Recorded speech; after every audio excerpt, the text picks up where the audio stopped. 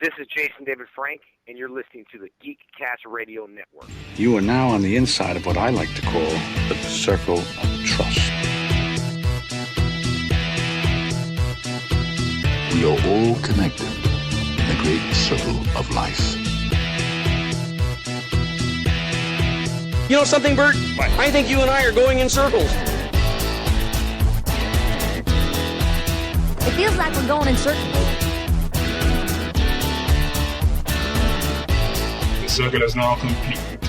When I left you, I was but the learner. Now I am the master. Because it's a circle. Yeah, we heard about the circle. Yes, we're familiar with shapes. Hi, this is Chuck. This is Greg. And this is Dan, and we are Talking in Circles, brought to you by the GCRN Radio Network, the podcast that is about to get strange. And it's fitting because that was a bad pun, and so was Strange Full of them. As today we are talking about the Marvel's 80th movie, 67th movie, Doctor Strange. We'll get to that in our second segment. Before we get to the front of Doctor Strange, how are things been going for you guys? Yeah, pretty good, I guess. Not too much going on. Been doing a little hunting lately, getting outdoors and stuff. Have you seen any Return of the Bear since last time? I have not. I've not seen the bear anymore. Even though I'm like, my deer stand is like right where the bear were, but I have not seen them come back. So it was a werebear? What's that? It's a werebear? It is a werebear. Yeah, they howl and everything. Oh, cool. Nice. But nice. The creepy thing was though, when last weekend, like it's been somewhat, the last couple of Saturdays have been kind of like unseasonably warm, I guess you could say. And yeah, it's been weird. Yeah, and like the only drawback with that in the woods is ticks. Oof. And so not the character, right? Because no, Spoon, all that. Okay, not the big blue ones, but the super creepy, real, little black ones. My dad and I were the only ones hunting there, but between the two of us throughout the whole day, we ended up counting it up. He had 8 ticks on him. I had 13. And Chuck's the winner, everybody. Now I'm not talking like they weren't like embedded in the skin, but they were on me. Like some of them were on my clothing, but a couple of them were actually crawling on my skin and stuff. So it kind of weirds you out. It gets in your head a little bit. Every little thing you feel, you're like, oh, is that another one? But it's just like, it's not too bad because like you realize they have to be kind of embedded in you for like, I think it's 48 hours to transmit the Lyme disease virus and stuff like that. But it's still just creepy. They're like little 8-legged things. They kind of feel like a spider when they're crawling on you. It's really creepy. And plus they can't die. It seems like they're kind of like Deadpool. It's just I pick these things up and like even with your fingernails or like a sharp object, like you can't even squish them. Like I can't explain it. They're just so like ridiculous. I don't know, but I pretty much just like flick them off of me. So it's really creepy. We would get those a lot when I was working at summer camp. You'd always see kids and they'd be freaked out and not know what that is or think, hey, I have a mole. I'm like, no, that's a tick. Greg, how things going with you? No ticks, no little buggies running on me, thankfully. But things have been all right. I don't think I have a fun little anecdotic story or anything. I've just been kind of going to work, working, coming back home, watching football, reading, writing. I started working out again, so maybe I could be as buff as Chuck someday, but that's a long way down the road. Well, Chuck's getting a little fat right now. It's around the holiday. You gotta, it's gonna get colder. You gotta hibernate. And so that Halloween candy for the last 2 weeks kind of hurt me.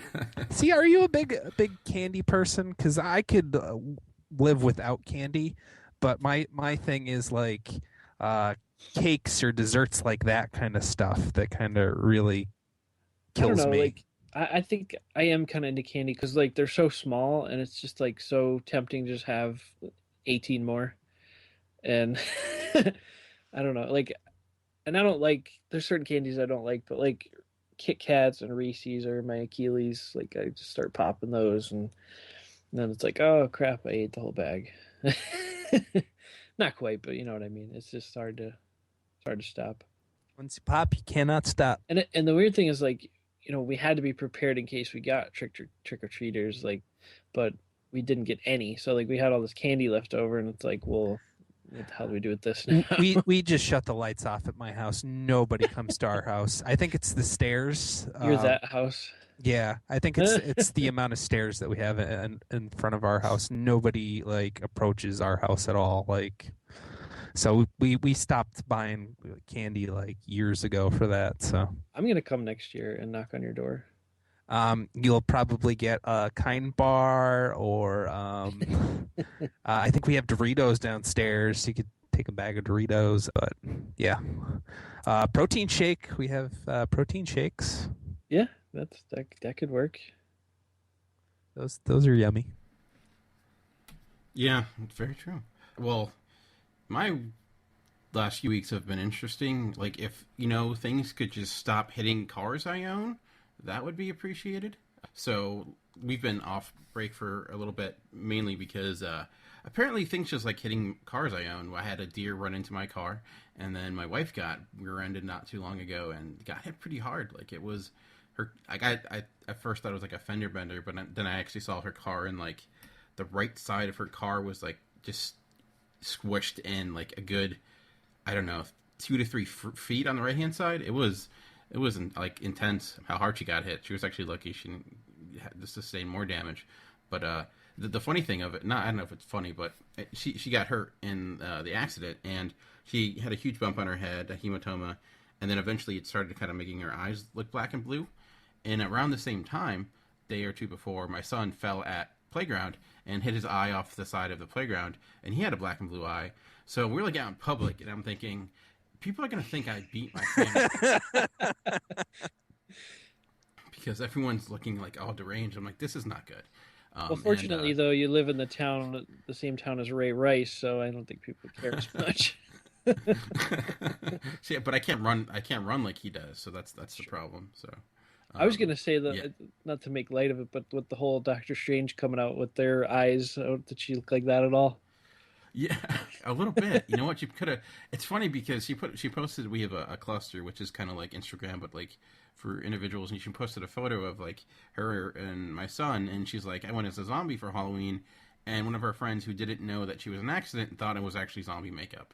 So, wow, that looks really good, Carol. Who did you it was like to do that? It was like professionally made, so that was going briefly on. So, but. And I do have something to admit, and I'm not very proud of it. But I kind of wanted to review it, but we don't really have time tonight, so I'll just briefly talk about it. It's something sad, but I do have to let you guys know I did something I'm not very proud of. I read my first manga comic. Ew. Yeah. I'm just not a fan for whatever reason. I gotta go. Actually, I'll talk to you guys later. I know. So. Long story short, I want to do this article at the end of the year, the top 100 comics of 2016. I don't know why it got in my head, so I've been trying to like read a bunch of things, and I was like, you know what, I'll give some manga stuff a shot. And I gave something called I Am a Hero, which is a manga which I heard good things about. It's like a zombie story. It was good. I'll probably go more detail another day, but it was just kind of funny because I was reading it, and I know with manga you have to go left to right. You read it backwards, like normally the way we do it, where the spine of the book is. I don't know how to left. Basically, you start backwards. You read left to right in English, and then I believe in language it's right to left. Yeah, so that I knew I had to turn the book around and like begin that way, but I also didn't realize conversations happen that way too. Like you have to follow the panels right to left, which like for the good, the first 10 pages or so, I'm like nothing makes sense. I don't understand it. And I just thought that was like a manga thing, so. I had to go back, and once I figured it out, I'm like, oh, I am reading in the wrong direction. So wait, does that mean are you saying you read from the back of the book to the front, or it's just oh wow. So if you open it up like where you would normally open up a book, there's a big thing that says stop. You are at the back of the book. So you turn it on the other side, so it's like you're kind of reading the opposite direction, and then instead of, with a normal comic, you start on the left-hand side and usually work your way over. But with these, you start on the right-hand side and work your way left. But I knew I was where I was supposed to start. I just didn't realize the panels were designed that way, too. So, yeah, that would be extremely confusing to a long-time comic reader. Yeah, it was like retraining my brain to read again. It was tough, but... So, would you read another manga again? Actually, I have another one, too, and I got these from the library, and the amount of books I've gotten from the library is kind of insane over the last few weeks. It was okay. Like, I didn't love it as much as I heard some people, and I think part of the problem is a lot of it is, like, commentary on manga itself that I just didn't really understand, and it's a little weird. Like, there's just this guy would see things, and I didn't know if that was, like, I couldn't tell if it was a product of the story or a product of manga, so I think I just need to read a little bit more to better understand the genre. So I have another one called A Girl on the Shore, and I don't know what that's really about, but I was going to give it a shot and see how it goes. I've always heard good things about Attack on Titan. I heard is really good. Which I've watched this one YouTuber Jacksepticeye that I watch at work sometimes. He plays a lot of video games, and I watched him play a video game for Attack on Titan, and it just seems very creepy, very bizarre kind of situation going on. It's almost like giant zombies. Almost, it's very weird. I know it's on Netflix. I've seen the cartoon. I thought I picked it up, but I was purposely like focusing on stuff that was from 2016. I actually read this really thing that was actually I don't know, Chuck, if you would like it or not, but it is an adaptation of a bunch of Bible stories, mostly from the First Testament, like Ruth's story, and this isn't manga. This is just a normal graphic novel. Okay. Mary's we just studied Ruth in my group, which is really weird. Yeah. That's my grandmother's, who's passed away. That was my grandmother's name. Oh, okay. So we would talk about that story a lot, and a bunch of other ones. Like it starts at I think the beginning of with Cain and Abel, and I would say though I don't think it's a true adaptation. It's been a while since I knew some of them. I think overall a lot of the context is there, but I might send you see what you think. But yeah. What's the what do you call it? The company? What's the name of the company? I don't know off the top of my head, to be honest with you. Okay. Because I have some. I was curious if it was the same. I forget what it's called. Something Press or something like that. I can't remember. Cross Press. Kingdom Press or something. I don't know. I'm looking. I don't think that's it. I think it's like a normal. It's like a general publisher. That's a pretty well. It's from what I remember. Okay. It's done by Chester Brown. Oh, that guy. And, no, I don't know who he is. It's done by Drawn in Quarterly, which is they do a lot of graphic novels. That's who did it. But cool. I guess he's done other stuff, but I've never done. Anyways, so, but I don't know why I brought that up, and I had a point and I lost it. But we're gonna have a little bit of a condensed episode here, so we're gonna spend a lot of time on Doctor Strange, and I think we made a decision on what we're gonna do is. Maybe we can just start by giving some general thoughts, and we talked about it. There's a lot. It's hard to talk about Doctor Strange without getting into the details and getting into kind of like what happened and all that good stuff. So we'll just do general thoughts, and then we'll go to break, and when we come back, we'll get into it and spoil away. So I guess, Greg, overall, you saw Doctor Strange. We've seen a lot of Marvel movies. Is it on par? Is it lesser than expected? Is it better? What did you think? with Marvel movies overall, I think they're a little bit higher than normal movies, if you ask me. So their average of quality is also higher than the normal cinema average. And I thought this was an average Marvel movie, if you ask me. It was nothing too spectacular. Like, I still love Guardians and a whole bunch of the Avengers movies, much more than this. But it was still really good. It was very well told. They had a very complex thing going on with magic and everything, because you kind of have to explain what the limitations are and what people can do and not do and everything like that. So I thought they did a great job explaining that. The confusing part was the visuals that they had thrown at you and them going so fast, running through the visuals. It would make your head spin. So that was kind of a drawback to it. But it was very well done. It was very actiony. Like, it was kind of like nonstop all the way through. Like, it was somewhat of a slow start, kicked up, backed off a little bit, and then just kept going towards the end of the film. So it was like quarter way through, it picked up, and then kind of went back down again. And then halfway through, it picked up, and then just was relentless from there on. So it was really good in that respect, I thought. So I enjoyed it a lot more than a normal average movie, but it was still an average movie for Marvel, if you ask me. Chuck, what did you think? You think it's similar as an average movie, or how does it stack up against like other origin stories we've seen from Marvel? I would say overall, as a Marvel movie, I would kind of agree with Greg. It's kind of average, but I will say it exceeded my expectations I had going in.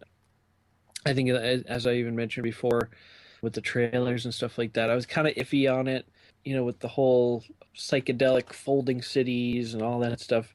And that sort of held true for me. That stuff was like a little bit much. Like I could have done with one scene, but they kind of kept showing stuff, and it was like really like trippy for me. I was kind of hoping they went into some different things instead of keep doing that. But I thought, though, for an origin story, I thought it was really well done. I found it very exciting and everything, and maybe that's because of the subject matter. I'm not sure. There was, like a really fantastical type of thing, the sense of awe and wonder and everything like that. So that kind of keeps you really fascinated and on the edge of your seat the whole time, because you're kind of discovering this new world, and like every scene that unfolds in the movie, it's sort of like a whole new world. Right. It's like a magic carpet ride, basically. No. But I thought it did a great job of inspiring the sense of wonder, which we got in a lot of the early Marvel movies, because it was like something we hadn't seen before, and it really got your geek meter going up to full throttle and everything. So that I did enjoy a lot, because I was kind of excited, like, who are they going to show, and we'll talk about that in the next part, but what characters are they going to show, and I was pretty excited, like, hearing some of the names they were calling out and some of the objects they were talking about, and kind of like listening to the names. I'm like, oh, that's really cool. Like, they mentioned that, all the callbacks and stuff. So that was neat, just as a comic fan's perspective, to see that stuff. From a basic movie standpoint, I heard some people that really aren't as big into the comic movies as we are that liked it too. Like, they said it was a little, a little out there, like kind of hard to grasp at first, but they said ultimately, once you watch the whole movie, get the whole picture, it was very well done, and I tend to agree. I guess maybe, I don't know where I am compared to you guys, but I actually had pretty high expectations for this. I don't know. I guess I've been really enjoying the Doctor Strange comics that have been out by GCRN recently, so I've been like kind of hoping this would turn out really good. And I agree with what you were saying in general, Greg, that we're really deep into the Marvel films at this point, and we've seen a lot of origin stories to begin with outside of just Marvel, just comics in general. So it's challenging when we're going to get another one. And I know, like, it's unavoidable with someone like Doctor Strange, I think, 'cause I don't think he's a character that you could just start off with and be like, hey, he's weird, and that's just it. Like, maybe they could have done it a little bit differently, but I kind of get what they were. I think they were thinking, okay, we're going to be going into some really odd, unique things here. I think we need to just, plot structure wise, do what got us here. And I know the biggest gripe with Marvel films is that they're formulaic, and that Marvel has a formula, and they kind of just repeat that formula, and a lot of the problems that exist tend to exist the same way, like, villain issues or what have you. You kind of know the cookie cutter, some people would say. And I guess to the sense I agree, but I guess I really like the formula. It's like Bond movies. I enjoy the Bond movie formula. And, at this point, we're probably like well into the Roger Moore era of if we were to compare Bond films, and we still haven't really got a bad one yet. So I give them credit for that. I thought it was visually really insane. Did you guys see this in 3D or IMAX? How did you guys see this? No, because I think I would have threw up everywhere if I saw that in 3D. Yeah, just the regular. Yeah. See, I did see it in 3D because I heard go see it in 3D because it's made for 3D, and I think it was okay in 3D. I think a lot of the effects probably it probably could, I think, make people sick, because there's some, as we get into the crystal dimension and some of the craziness that goes on, it's like, wow, this is a little bit insane. I don't think I could stare at the screen for much longer and not just feel dizzy. So, but it was a little bit fun. I think it was probably maybe the only Marvel movie that's warranted 3D in any way. Not that you need to warrant it. The Thor movie. I think we saw the first Thor movie in 3D. I thought that was really well done. That and maybe even the second one too. Dark World. Dark World, because they have that portal battle, which I guess you could see. Yeah, because I thought they did good with that, because especially with being in Asgard, I thought that was really well. That was a really good use of 3D to see all those buildings, and it gave it a lot of depth and atmosphere and everything. Yeah, and I think this kind of took the portal battle in Thor and like, okay, let's just put that on steroids, and this is insane. So I ended up really liking it. I thought I was actually surprised by how much I liked it. I thought it would enjoy it, but there's just something about. I think it's the ending that really just worked for me, which we'll get to.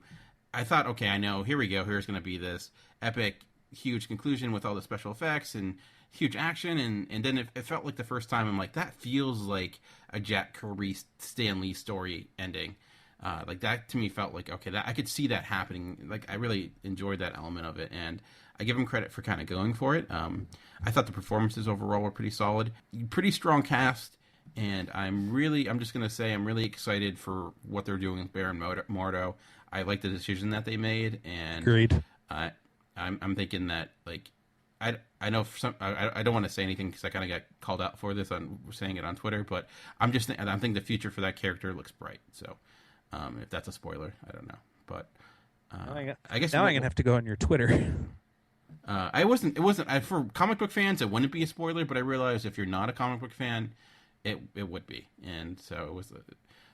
It wasn't a bad call out. Someone's like, "That's kind of a spoiler." I'm like, "Oh yeah, you're kind of right," because, you know. Wait, there are people that aren't comic book fans? There are 4. There are 4. There's 4. They're all people that picked on me in high school. But now they're comic book fans because it's cool. So that's a difference. Yeah. So why don't we do this? Why don't we take a quick break, and when we come back, we're going to get in the full details. So if you've not seen Doctor Strange yet, and my guess is if you're listening to this podcast, you probably have. So come back and listen. If not, wait till you have, and you can come back and finish our podcast. So we'll just talk to you after these short messages. Hey guys, this is JD from the In Session Film Podcast. Every week on our show, you can join my co-host Brendan and I as we review the latest films that's out in theaters. It also inspires us to discuss a top 3 list of some sort, and we have a lot of other fun movie discussions as well. It's always a blast. And we also have a show on Fridays called our Extra Film Podcast. This is a show that gives us the space to talk about the latest indies and art films and other classics that we normally just don't get to talk about on our main show. You can find our podcast on iTunes, Stitcher Radio, SoundCloud, TuneIn Radio, Player FM, and more. In fact, you can just see everything about us, including our social medias, at InSessionFilm.com. So join us every week. We'd absolutely love to have you. All right, and welcome back. And yes, we're going to get into the full details of Doctor Strange. And so we're talking about a little bit of Baron Mordo, and I mentioned that. So let's get into that now. So, and not just being the general villain here. And Mads Mikkelsen played the villain. I know a huge complaint with Marvel films often is that the villain is underwhelming or just doesn't really do much in the story. How do you feel about that? In this, is Doctor Strange another culprit where, you know, the villain doesn't really do anything or is underdeveloped? What were your thoughts about that? I think Dormammu was kind of underdeveloped and Captain Pink Eye was underdeveloped, but I think for setting up for the next movie, I think Mordo is going to be like experiencing him going from good to a misguided evil is interesting. So I have high hopes for the second movie having a villain that's kind of nicely well developed, since we went through this movie as him kind of being our friend and then kind of towards the end being a little heartbroken that he's not going to stay with Doctor Strange, because I could feel a good relationship there that they represented on screen. So it was kind of interesting seeing them go in 2 different directions. So I thought that was cool. So I think he's being really nicely developed by not having him straight out villain first movie and seeming to be having him as the villain in the second one. But I don't think Captain Pig Eye, I don't remember his name. I'm so sorry. I don't think he was superly well developed. The actor who played him, I've seen him in a lot of things, and he always does a great job. And Dormammu looked cool, even though he was making me kind of nauseous. The battle between him and Strange was cool, but he wasn't a developed character, I don't think. I thought he was extremely underdeveloped because he didn't have a body. But It was a Rob Liefeld thing. They didn't know how to draw his body, so they hit it it's better behind to something. not even do it than to give him like 3-foot-long hips. So. On the other end of the spectrum, Chuck, Doctor Strange, obviously he's the main character, Benedict Cumberbatch. We're soon going to be seeing a lot of the Marvel characters we know and love, Iron Man, Captain America. They're probably going to go away eventually. How well do you think he stacks up against them? Do you think he'll interact well within the universe that's there? Were you happy the way he was portrayed on screen? I think I was pretty happy with it, yeah. I think,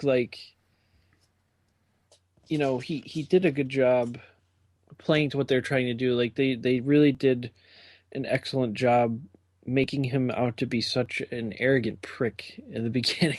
Well, I think that's because he's used to that from playing Sherlock in the. I see. I've never seen that. But... Oh, you must watch it. It's kind of he plays the same, almost the same. He's even more arrogant in Sherlock, so he knows how to play that role. And I don't know. I guess that's one thing I never realized about Doctor Strange, because I've only read stories where he was already Doctor Strange. So I think I only saw the heroic side of him. I wasn't kind of aware of how he was beforehand. I just thought he was the surgeon, he was a good guy, but I never realized he was so egotistical and just conceited and everything, thought he was the best and everything, sort of a sense of entitlement about everything. So I thought that was a really good angle, just because you see it come full circle kind of at the end, because it just takes so long for this point to be driven home to him, that it's not about you, it's you have to drop your ego, drop your pride, and it just takes so long, even though the Ancient One sort of basically beats the crap out of him when she drags him through all the different realities, and she does all these things to him, basically scares the crap out of him. She leaves him stranded on Mount Everest for him to have find a way back by himself, and still after all those things, he still was very conceited, thinking it was about him, and the more he studied and control things. And then I think it was the moment where she was dying, where they had their little talk, that he finally realized it.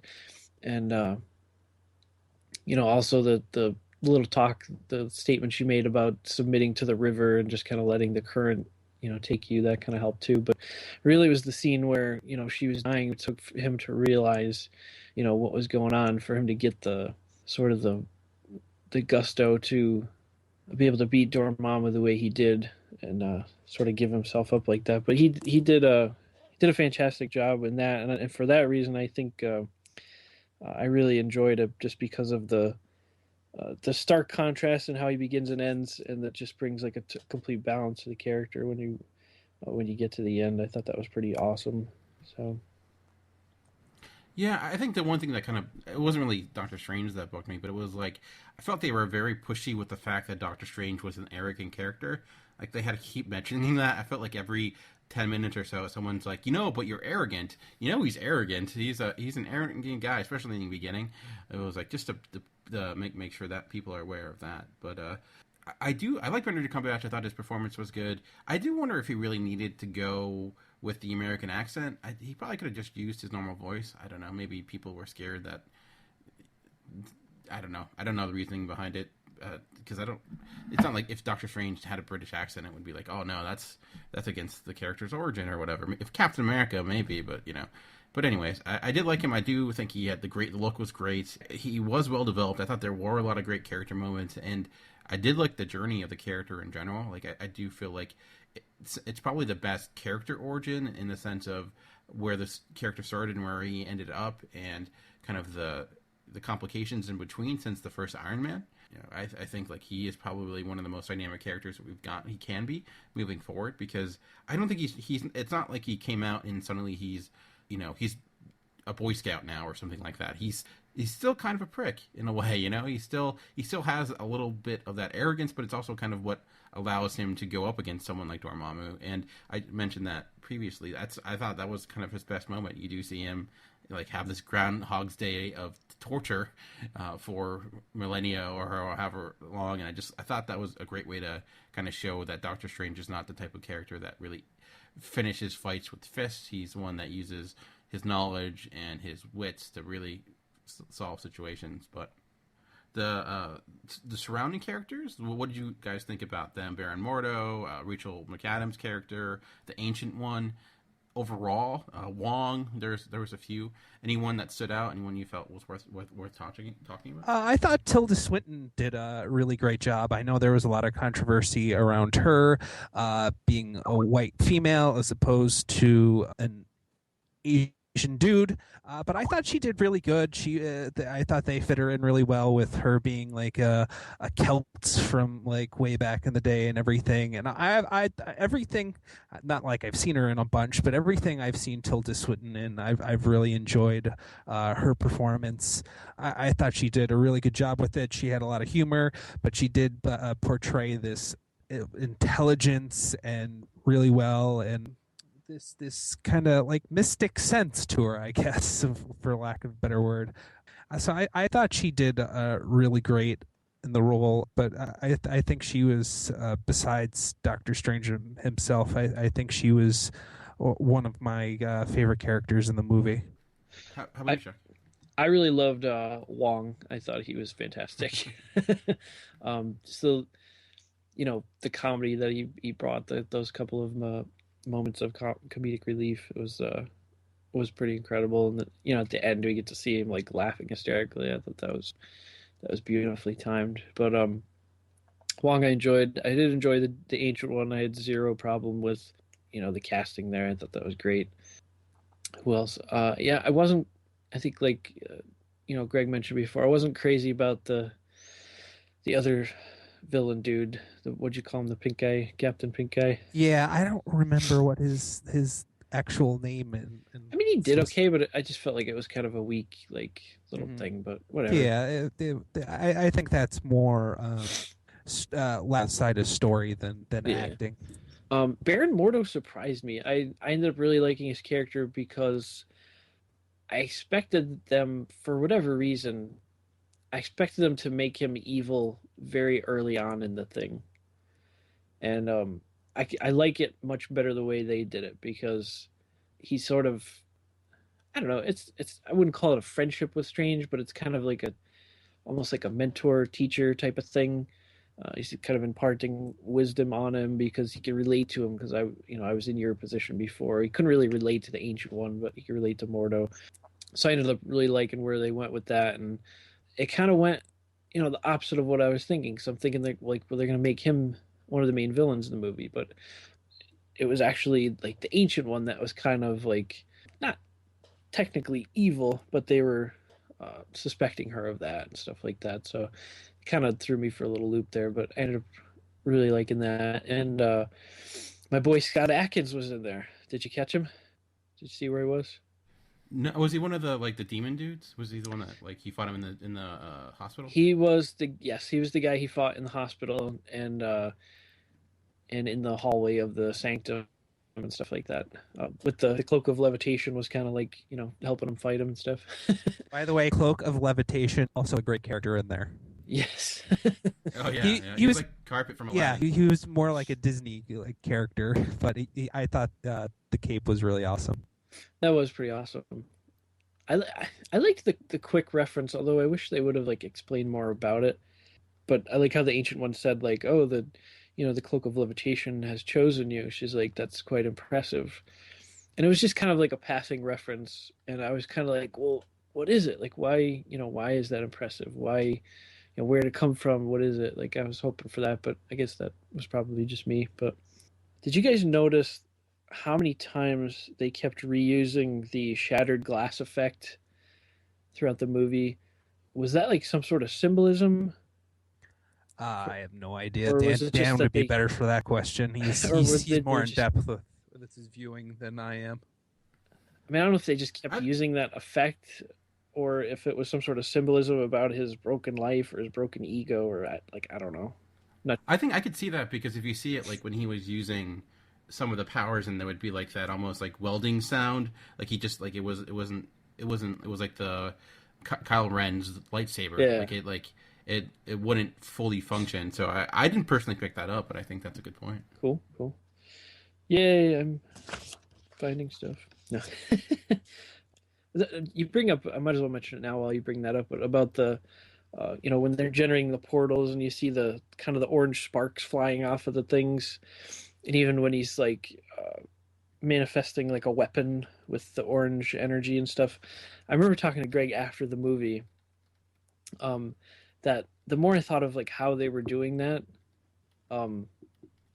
really like made a lot of sense to me because they mentioned it as pulling energy from another dimension and sort of converting it to matter in this dimension.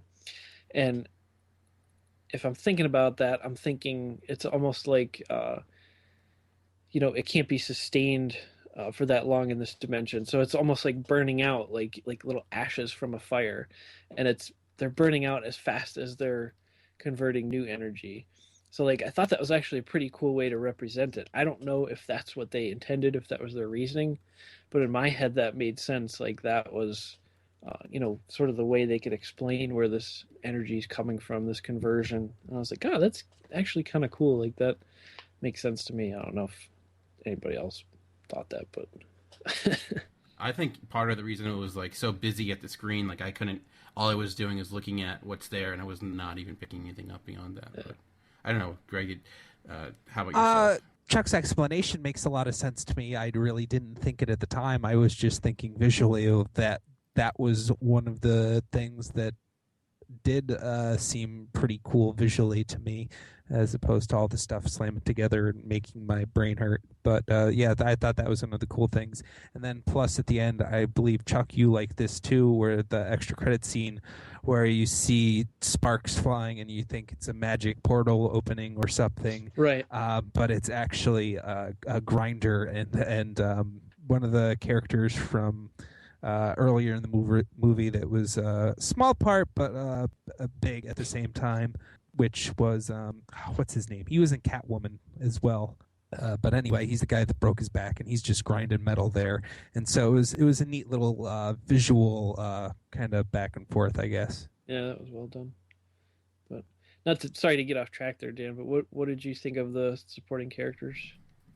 I really loved Chiwetel Ejiofor as Baron Mordo, like I mentioned. I just love the fact that like he is so now kind of justified in his outrage in a way how Ancient One is lied to him, and I think that makes it so much more interesting going forward. Because from what I remember from the comics, he had the role of Matt Mikkelsen's character where he was, he wanted to bring Dormammu because he was jealous of Doctor Strange, and that wasn't really the case. I was waiting for that to happen because there are some indications you see him like seeing Doctor Strange picking this stuff up really quickly, and like, how did you do that? And I thought, okay, here's him going to get angry with Strange because he's picking this stuff up so quickly and he's been using it for years. But that wasn't the case. It was that he was literally devastated to know that his, the person he entrusted lied to him and wasn't as pure as he hoped. And I think that's going to be interesting. And I think when Loki eventually leaves and isn't the main character, I think he'll a good replacement. He'll be different. He's not like this charismatic, funny guy. He is more serious, obviously. His tone is a lot different, but I think that'd be a good change of pace. So I was happy about that. I love Matt Mikkelsen as an actor. He did fine. What his issues had nothing to do with him. Rachel McAdams and Benedict Cumberbatch, what they did was okay. With many Marvel films, I'd like the fact that they did build in the fact they had a relationship beforehand, so it made a little bit more sense, and they had some chemistry, but she did kind of feel like one of the tacked-on characters, like a Natalie Portman in Thor or something like that you feel like in a movie or two is probably going to be going away and no one's going to miss her.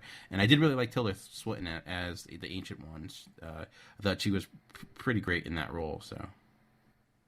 Do you think we needed a a big bill actress like Rachel McAdams to play that part? Did it seem like sort of a, I don't know, I don't know what you would call it, but like it didn't seem like she had like a huge role for being such an A-list like celebrity, I guess. I don't know. I don't think we really needed one. No, it could have been really. Probably could have been anyone. Yeah. I think it was more of a marketing thing because Rachel McAdams is known for some romantic comedies and things like that, or has a fan. I don't know if she has a huge fan base, but maybe they're thinking they would bring some people in. But I don't think you really needed anyone special to be that. Nothing in that character was like all that challenging or something like, oh man, you needed Rachel McAdams, you needed an all-star actor in that role. Right. Although the scene with the broom tipping over was hilarious when she screamed. Yeah, that's true. Yeah, she was good. Don't get me wrong. Yeah, but, yeah. Was there anything else you guys wanted to bring up or speak about? I mean, how did you like the action so far? I mean, the action was a little bit different. It was anything, any scenes specifically that kind of stood out? Did you like I mentioned the fight in the hospital and within the Sanctum Sanctorum in general. Anything else that you really enjoyed scene wise? I enjoyed the fight in the Sanctum, like just the little weird things that they were throwing in there, like that device that he threw on him that started like locking up all of his arms and twisting him back. I thought that was pretty awesome. Yeah, that was very cool visually. That's sort of a neat thing that we've never really seen before, and it's like, oh wow, it's like immobilizing him, and that's like the perfect device for a sorcerer because they can't use their hands and like all this other, it's like covered his mouth and stuff. So I'm like, wow, that's actually pretty cool. And you can see why the little the cloak was trying to get him to use that instead of the axe, where it's like, you're a moron, you can't hurt him with that, like you need this thing. That was pretty funny. But I think other than that, like the final scene with Dormammu, I was extremely impressed with. Actually, that definitely put me over the top for enjoying this movie. Like when they had that scene with Dormammu, and when you finally see him too, and like Greg said, the face was a little nauseating, but it was like it kept separating, but it never got further apart. Like it was really, really strange how they did that. But I like what they did there, the whole thing, and it's just sort of this moment of gratification for the person watching the movie, because it's like this guy that outclasses Doctor Strange by 1,000, and you have Strange telling him we're stuck in this loop. This essentially makes you my prisoner, and you have Dormammu just kind of freaking out, like release me from this, and it's just like this huge moment of gratitude gratification for the person watching the movie. You're like, wow, that's so cool that this guy could do this to him. And there was a lot of it was an interesting mix there in emotions. You had the humor aspect of it, but then you kind of had the sadness that he was kind of sacrificing himself, but the way he kept coming back and going, Dormammu, I am here to negotiate. Yeah, that was the comedy every time. And so that was an interesting mix of emotions that they were making you feel. So I thought that was kind of a very cool aspect of it as well. And of course, obviously, wouldn't have been able to do any of that without the power of the time gem. So. Yeah, very cool. And you called it before the movie even started, I believe, or at least you were like early on. I think we were like halfway through or something. Yeah. Yeah, you caught it very early, and I was like, oh, okay. But I was kind of looking for you for guidance anyway in this movie, because I think you have read more Doctor Strange than I have, definitely by far. Maybe, I don't know, maybe a little bit, but I don't know. Like I'm familiar with some of the stuff that.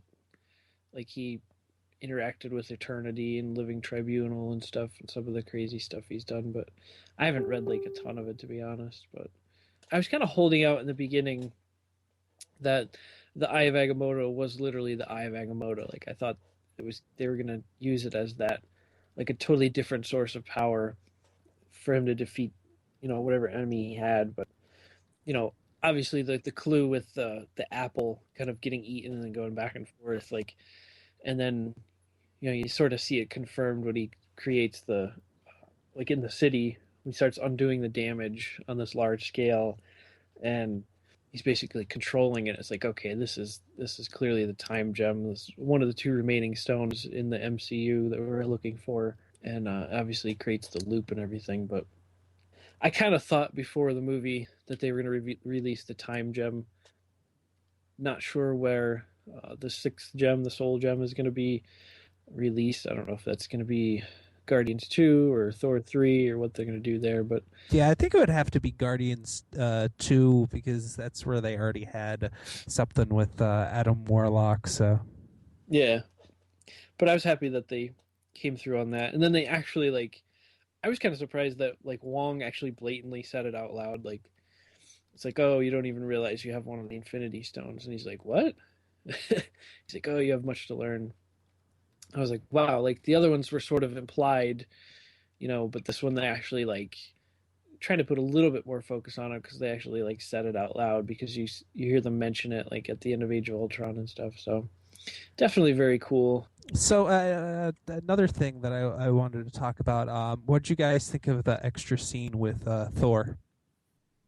I liked it. I mean, I'm curious if that's actually going to be in the movie because we saw that with the scene in Civil War with that ended up being a scene that ended up. Well, I forget what movie that was in with Bucky and Falcon. The end of Ant-Man. The end of Ant-Man, right? And then it ended up in Civil War. So does that mean Strange was going to be in Thor? Because that would be kind of cool. I think that'd be kind of cool. To help him find Odin. I think so. Yeah, I don't know. Check what you think. And the other one too, which is just the Baron Mordo thing. Yeah, I thought that's what I took from it. I think it seems like Doctor Strange is actually going to be in Thor Ragnarok, which is pretty awesome. I was not expecting that. And you have a little Defenders thing going on with him and Hulk together, which is pretty cool. If only they could bring in Silver Surfer. I wish they could, but I gotta let that go, I guess. But yeah, I'm totally looking forward to that. It seems like, to Dan's point, it seems like it almost has to be a part of a scene from that movie because it's it sort of seemed like it was out of context if you think about it because it's Doctor Strange was very nonchalant about talking to Thor. It's just yep, sitting here talking to Thor, no big deal. Of course, after seeing Dormammu, maybe he was just nothing surprises me, but that's certainly a possibility. I don't know, but just seemed like they had been talking for a while before this scene started. Yeah. You know what I mean? I guess he's somewhat already aware because I guess people know if aliens and stuff exist, so maybe that is why he's okay with it. I don't know. Probably. I don't know. But it's kind of yeah, I'm just gonna he seemed just oh, Loki, I'll just get rid of him. That's yeah. I did like their interaction to begin with, so I am looking forward for that going forward. But Greg, what did you think of this? Yeah, I thought it was really cool, and I definitely think Strange will be in Thor. I feel like the magic in that scene was a little different from the others because it was a little bit more gimmicky than what we saw throughout the entire movie. With even though it was really funny with him bringing up tea, then a beer, and then the beer refills. So I thought it was interesting. But I really liked their interaction, and I feel like even in that scene, I feel like Doctor Strange had even more grasp of his power, and he seemed not arrogant but confident in his abilities. Yeah, confident. I would say that. Let me ask you guys this: if this is a weird, might be two-part question kind of thing, but do you think this is just sort of a speculation thing? Would you guys think that Loki being into some of the same type of stuff as Doctor Strange, do you think that Loki is aware of someone like Dormammu?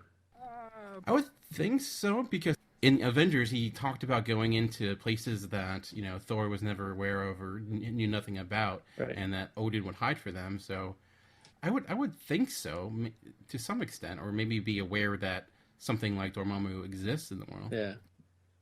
How about you, Greg? Yeah, I agree with Dan. What Dan said. He made good points. Yeah. That's kind of exactly what I was thinking when he tells Thor that, when he went missing sort of for all that time after the first movie, and he saw things that no one else has seen and stuff like that. I was thinking he's got to know about beings like this, and even ones they're going to reveal in the future, maybe like Ego and stuff like that. There's probably stuff like just knowledge that he knows that Thor has no idea of even. So, and then I guess the other thing was, this is a little bit more actually related to the movie. Do you think we've seen the last of Dormammu? Was he just kind of like the villain for this movie, and then he's kind of done? We won't see him again. Well, I think they definitely left enough on the table that they could use him again. So maybe if they do like a third movie or something, or if they kind of fit him in with Mordo somehow, and he's like, so he could definitely be used again. They kind of left him open where he could be kind of used again. Even though he promised, but we all know how villains make promises. So, yeah, because I was thinking sort of along the same lines, but just the finality of their bargain that he made with them. I don't know if he would be someone that would kind of go back on that deal and try it again, but I guess that would be dependent on whether or not he possesses the time gem. So, but I don't know, Dan, what do you think about that?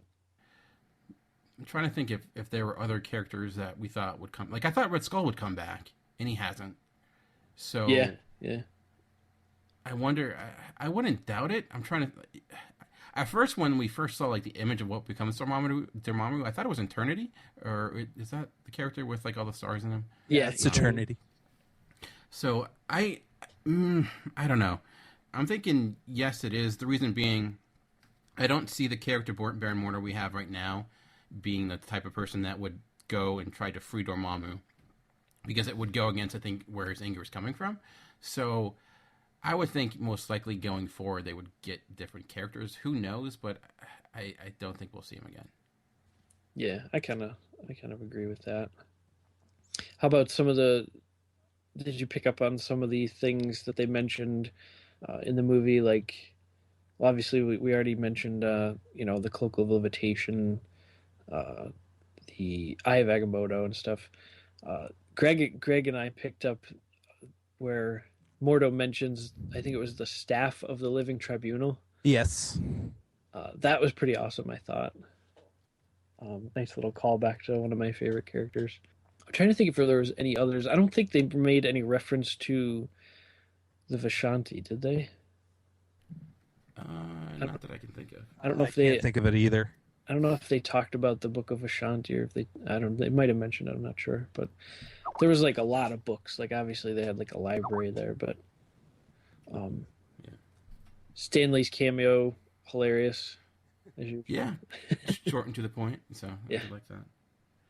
We don't want to talk about the plot overall. I mean, it's kind of your basic plot, but anything about it stand out? I don't know if there's much more that we haven't covered. We talked about some running themes, the theme of time. Yeah. I think there was a lot of symbolism that we might even pick up on a second look, because, even how he had an obsession with the watches. Yeah, that's true. I didn't pick that up. That's kind of, and he kept wearing that other watch, even though it was broken, like from the accident. Like, he wore that to Kathmandu, which is pretty crazy. I don't know if it was something. I think there was an inscription, like it was given to him by someone, but it was still sort of this obsession with time. Like, he had these watches and everything. He's constantly wearing them, and has this big fancy drawer full of them. And so there's a lot of symbolism there, as he ended up with the time gem. So that was kind of cool. And then obviously Ancient One, he's trying to figure out how she has sort of defied the years and stayed young looking. Yeah. I did like the little, like, kind of how they did represent the kind of the Dormammu's power, even though it did look like, a pink eye. I thought it, worked well enough. It was just a nice little touch, and I loved a lot of little weaponry they did have. So, like, the little armor thing he used to, like, wrap him up. That was great. Yeah. I guess my only other gripe that it didn't pick. I did feel like the progression of Strange was a little quick, or him being able to do what he did. I know, like, he had we'll maybe get more to it going forward, but I almost felt like you could spend more time showing him becoming that powerful sorcerer that's able to take on Dormammu or Baron or these other characters, where you seem to we see him reading and stuff like that, and I guess you can't spend 2 hours on doing that, but it did seem like he went from new student to okay, I'm almost Sorcerer Supreme somewhat quickly. Yeah. I thought it was neat how they they showed him working so hard, studying and everything, just kind of how he tackled his medical career. He's doing this the same way. And one of the neat ways that sort of manifested was they show his body sleeping. They show his astral form up reading a book, studying. I thought that was kind of clever. You sort of see him maximizing his time. He's, even though his body's resting, he's still studying, which is pretty cool. Yeah. Well, anything else before we bring this episode to a close? One more thing, I guess. I mentioned this to Greg when we left. I think this is regarding Thanos. I think it's sort of I think it's a mistake to leave him on the bench this long, to be honest. I think it would have been better to at least show another little teaser of him doing some sort of manipulation. I think you run the risk of people kind of forgetting about him and not taking him as seriously when he does appear finally in the Infinity War movie or something like that. People are gonna be like, "Who is this guy?" Oh yeah, we saw a couple glimpses of him. Not really sure who he is, but I think if they took the time to show a couple of small scenes, even one little small scene in this, one little small scene in Guardians Volume 2, I think it would really sort of get people's attention of how dangerous this guy is and give a sense of foreboding of what's to come. And as it stands now, there's just sort of a mystery. There's not much of a sense of foreboding or fear or anything about this guy. So I think that might be a little bit of a mistake. I could be totally wrong. I don't know. But I'm just going on too that James Gunn said that Thanos would not be in the second Guardians movie. So I was disappointed in that. Obviously, maybe it's a smokescreen. They don't want to give stuff away to fans, but who really knows? I was curious if you guys thought we should see more of Thanos, or if you like how they're doing it, sort of keeping him in the shadows. I think it is taking way too long, because it's legitimately almost a decade now since we've kind of got the ramblings, and at this point, they haven't represented him as a threat, really. I don't feel like he is this incoming doom we have to worry about. That's oh no, just wait till Thanos shows up, because he's kind of lost every time. Right. And so that's kind of the issue of starting him now. It's he's going to do it himself. That was 3 years ago, and he hasn't really done anything. So I do agree. I think I appreciate them taking time. We're going to build this, but I think they have waited a little bit too long, and now when he does come, I don't see it. I don't know if they could make it work or make that payoff as huge as we would like it to be. At the very least, they would have to spend more time in that movie sort of explaining him. You know what I mean? So you're taking up real estate within that movie. But what do you think, Greg? Yeah, I agree with you guys, but I guess you just gotta have faith that they've been building it this long, that they're not gonna let something silly like that kill their upward battle here that they've been winning at. So I think it's a matter of just having faith with Marvel and Kevin Feige that he's been in it this long, and that they have it all mastermind and planned out and everything. So I think it's just a matter of faith at this point. But yeah, I would like to see some more of Thanos. Nice. I'm thinking Thor Ragnarok's gonna become a key movie here, because we might get a little tidbit in there. I don't know. Because I feel like no one's talking about that movie too awful much. I know it's a long way off, but you have. Well, yeah, and then you also have Thor hasn't been the really popular one in the whole bunch. He's kind of, his movies have been a little bit thing. So yeah, we have people focusing on the big Infinity War movie, the Captain Marvel movie, Black Panther, Spider-Man, stuff like that. But I think people are kind of overlooking Thor Ragnarok a little bit. It might be a key piece to the puzzle, so to speak. It's telling that the scene in this was Thor and not Guardians and not Spider-Man, which is coming up, which I thought it would be. So that has me interested. I'm wondering if how that works. Yeah. But alrighty. Cool. All right. You guys ready to bring this episode to a close? Indeed. Unless we just want to do an infinite loop of talking about Doctor Strange. All right. Let's make a bargain. General thoughts. Right. What do you guys think of that? All right. Well, if you want to get in contact with us, you can do so by going to Geekcast Radio or emailing us feedback@geekcastradio.com, or on Facebook and Twitter. Just search Talking in Circles, GCRN. You guys are also on Twitter. What are your Twitter names? I am at Heroic Age Chuck. And I am at the Create Forge. And I am at Movie Revolt. And anyways, that'll be it for this week. We'll be back next week, same time, same channel, same podcast feed. But for now, this has been Chuck. This has been Greg, or Dr. Pink Eye. And this has been Dan, hopefully not getting pink eye. And we've been Talking in Circles. We'll see you next week. I don't think it transmits through the computer, Dan. Do you know what causes pink eye? Yeah, it's like you get dirt in your eye, and it's kind of like an infection, pus and stuff. If I remember correctly, it's actually fecal matter that causes it. Oh, wonderful. Thank you for that lovely image. If you get pink eye, you have literally crap in your eye. Why don't they call it brown? It's a good